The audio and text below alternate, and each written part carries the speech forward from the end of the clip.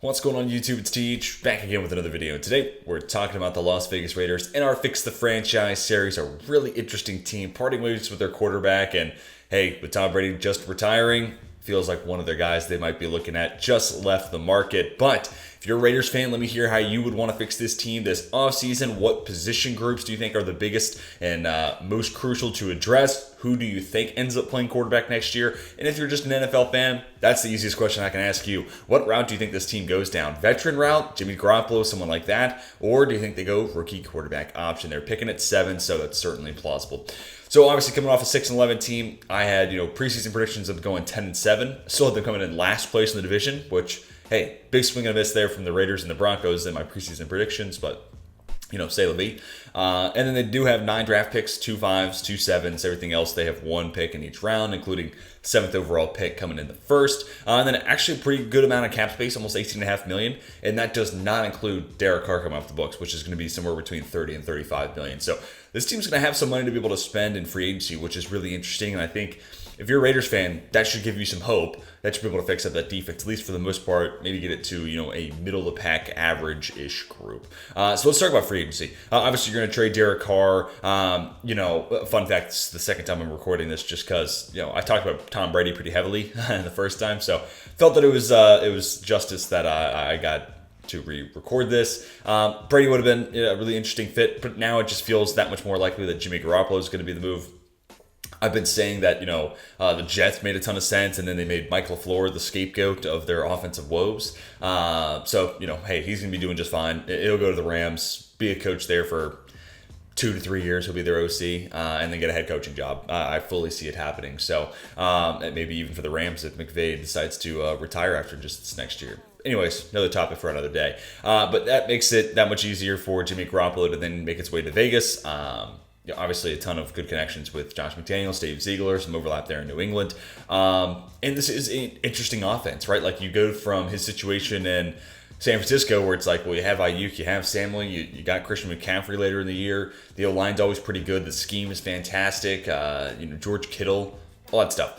You go to the Raiders and it's like, yeah, well, think what you will about Josh McDaniels as the head coach, which I have plenty of opinions on, and not a lot of them are great. But as an OC, as a play caller, as an offensive scheme, he's pretty good. He does a good job in that realm. So good place for him to rebound and head to, especially when you consider they have a Devontae Adams, they have a Hunter Renfrow, they have a Darren Waller, they have a Mac Hollins coming off a career year. And as I have here in this first bullet point, let's go ahead and tag Josh Jacobs. Could be a tag and trade. In the cap hit will be a little over $10 million a year, which is certainly a lot for a running back.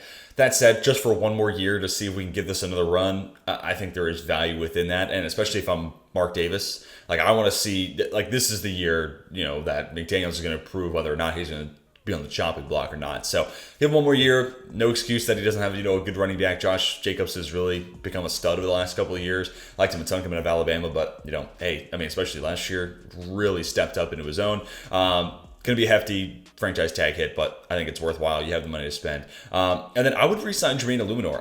This is probably a guy that if you're not a Raiders fan, you're like, Jermaine Illuminor? What's that? And I totally respect that because, he's in his late 20s. He's been in the league for a little bit. Hasn't made a whole lot of noise, but actually played pretty good down the stretch. This Raiders offensive line as a whole, game by game, got a little better and better. And I'm a big Colton Miller believer. I'm a big fan of his. I think he's really become, more than a serviceable starting left tackle. And I think Illuminor kind of showed that he could potentially be that at right tackle. And the reason I think it could be worthwhile is they could get him on a 2 to 3 year deal. Again, he hasn't really had a whole lot of success in his career. This last year was the first time we really have seen something from him. So in an NFL where Donovan Smith is about as average as it gets, in my opinion, he gets $15 million a year. So anything less than that for Jermaine Illuminor, to me, is a pretty good value. And again, you could probably sign him to, a 2-year contract, maybe with, a team option for the third or something like that. So where you get him until age 30, age 31, and maybe you're going to be able to cut ties before he starts to see his play taper off. So I think it makes a ton of sense. Also, I think there's enough holes specifically on the defense and on the interior offensive line that I don't want to create another hole. I don't want to create another thing that has to be filled this offseason. So go ahead and if you can get Jermaine Illuminor for a good price, I think you bring him back. Next bullet point here for free agency. I think they have the cap space to be able to be a little aggressive and make a big move, especially on the defensive side. Like, you have one superstar with Max Crosby. We'll see if Chandler Jones decides to retire or not. That could also free up more cap space. But hopefully he, if he does come back, can just kind of turn back the clock a little bit and kind of figure it out. And I like Trevon Merrick a ton. But, man, imagine how good Trevon Merrick would be paired up with Jesse Bates. One guy playing the free, and then Merrick, kind of did all three roles at TCU, nickel, free, and strong safety. So he kind of transitions into this box safety nickel corner role. They already have Nate Hobbs, too, who's a really good football player. Showed last year he could play on the outside, so maybe that gives you more flexibility if maybe a swing and miss in the quarterback position this offseason. Another big swing of the back could be the trade for Stephon Gilmore.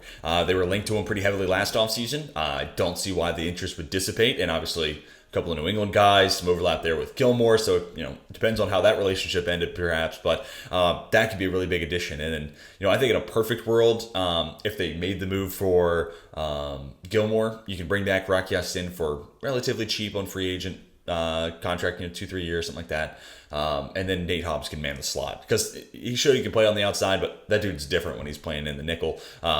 So I think, that all those types of moves would kind of shore up that secondary, whether it's Gilmore or Bates. I would love to see them make that type of addition. There's going to be obviously a pretty hefty cap hit, whether it's signing Bates or trading for Gilmore, but you have money to spend. You got to give Patrick Graham the DC a shot. I'd be really interested to see what Gilmore would do for that defense because Graham's always been a guy with a pretty even percentage split between different coverages, cover 2, 4, 6, and man, and cover 3, and single high, all that stuff. He's been pretty well balanced. He's almost cut from the Mike Zimmer cloth, but I think when push comes to shove, he'd like to be able to play man press. And Stephon Gilmore definitely gives you the ability to do that. So what they do in the secondary there is going to be massive. And we'll kind of talk about it once we get the final notes. That whole defense from all three layers needs to be fixed. Then we get to the NFL draft, and this is where the conversation really begins. Or actually, before we get ahead of ourselves, interior offensive line, interior defensive line, real quick. If you could find a run-stopping nose, or even, if it's like a Kalijah Cansey kind of transitioning us into the draft that's somewhere there in the top of the second round, that could be interesting. But need some pass rush, really need some run defense help, I think, right there in the middle of the defensive line. And the interior offensive line, I think Dylan Parham's a good piece, but I think you can get better than Andre James, and I think you can find another suitable replacement for the other guard spot. Now let's talk about this draft, specifically the number 7 pick, because if it's Jimmy Garoppolo, depending on what that contract looks like, are you Anthony Richardson market? Are you in the CJ Stroud market? I'm pretty convinced that we're going to see 3 quarterbacks go in the top 5, and those 3 being, Young, Stroud, and Levis. So then, Anthony Richardson becomes this massive wild card. He could go 9 to Carolina. He could go 7 to Las Vegas. He could go 16 to Washington. He could go 20 to Seattle for all we know. Wide range of potential outcomes for Anthony Richardson. So I'm fascinated to see what that Jimmy Garoppolo contract looks like, or whoever that veteran ends up being, and then how long term is it. Or if they sign a different veteran and it's like a Jacoby Brissett and it's a 1-year deal, then I think you firmly put yourself in the QB market. So right now I'm anticipating it's probably like a 2 to 3 year contract from Jimmy Garoppolo. They'll kick the can for drafting a quarterback, at least in the first round, but we'll kind of touch on that maybe in my second bullet point. But if that is the case, I think at 7 you take the best defensive player there on your board, whether it's Devon Witherspoon at corner, or it's edge rusher like Tyree Wilson, if it's someone with inside-out versatility like Myles Murphy, or if you want to take the flyer on Brian Brzee there on the interior defensive line. I'm still a big Brzee guy. I know his stock is starting to fall here with various concerns popping up, but nonetheless, the Raiders, how long has it been since they had an interior disruptor like Brzee's potential says he could be? So that would be a worthy addition. Really, I think you get to 7, whatever defensive player you have highest ranked, that's on your board. That's the pick, right? And I do think corner is a worthy, conversation here as we start to see people put Devon Witherspoon as high as 6 to the Lions. So if we're going to talk about it with the Lions at 6, let's talk about the Raiders at 7. Let's talk about it with the Falcons at 8, even Carolina at 9. But I think they're going to be pretty deep in the quarterback market. But you get the point. So, yeah, best defensive player available there at 7. And then I think, there is a world where 2 to 3 year deal for Jimmy Garoppolo, and then you draft Tanner McKee in the second round. The only hesitation I have with that is, like, if you went edge, let's say you went Myles Murphy at 7. This is a deep cornerback class. And sure, there's going to be some talent that, trickles down to the third round, but passing up someone in the second, like a Deontay Banks, Or who else could fall into the second? Maybe Keely Ringo falls that far. Tyreek Stevenson is balling right now at the Senior Bowl, so he could be available there at the top of the second round. Emmanuel Forbes, maybe. There's a lot of these corners that there might not be enough that go on round one that someone's just going to be there at pick 37 or 38, wherever they pick there at the top of the second round.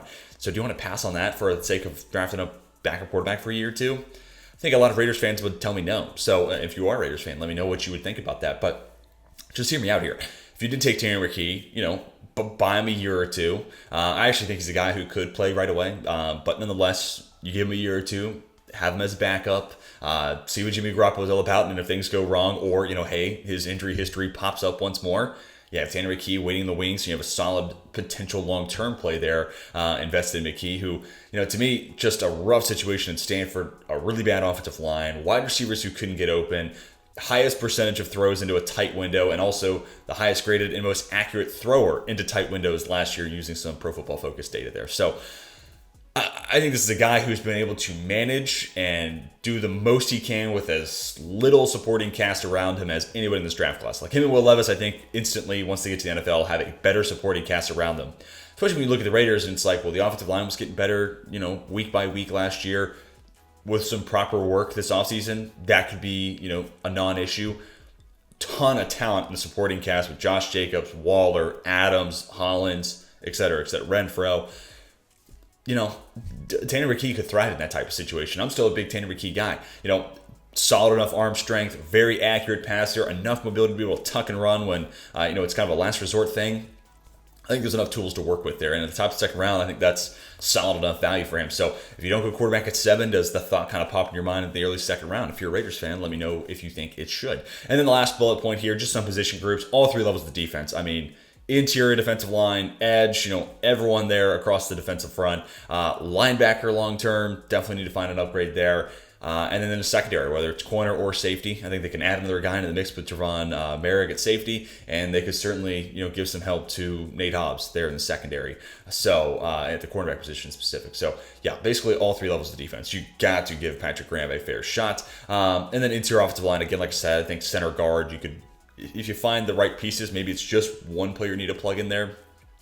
I don't think Andre James is your long-term center, so to me, it's a center and a left guard, or center and a right guard. Or Dylan Parham does come with some center flexibility, so maybe it's 2 guards instead. So, play free agency, play the board, best player available, best contract available. Don't go looking for trouble, if you will, and start throwing out money to people who aren't worthy of that. And don't go reaching down the board for players who could be there maybe the next round, or you could trade back and still get. So, got to think smart, but I think if you add a couple of interior offensive linemen, that unit could become, like I said earlier, a non-issue.